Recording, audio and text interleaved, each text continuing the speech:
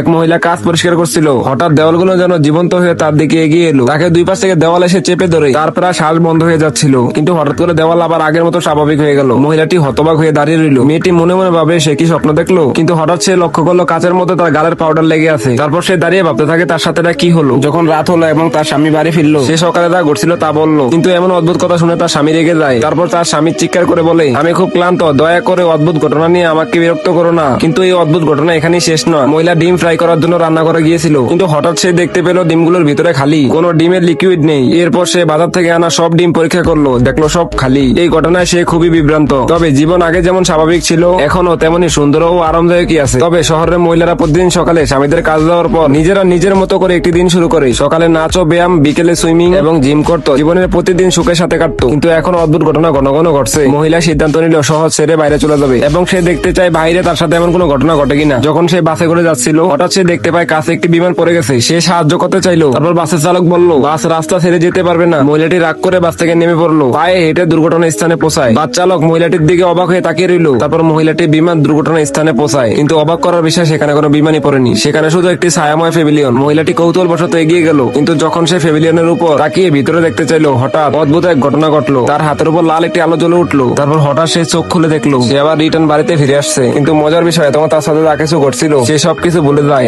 তার স্মৃতি হারিয়ে গেছে। তারপর সে আবার আগের মতোই জীবন শুরু করে। একদিন আবার সে নাচের অনুশীলন করছিল, সেই অদ্ভুত ঘটনা আবার তার সাথে ঘটতে শুরু করলো। তারপর এই মেয়ের জীবন এভাবেই চলতে থাকে। গাইস, আজকের ভিডিওটা এটুকুই। কেমন হয়েছে জানাও, আর দেখা হচ্ছে নতুন কোনো ভিডিওতে।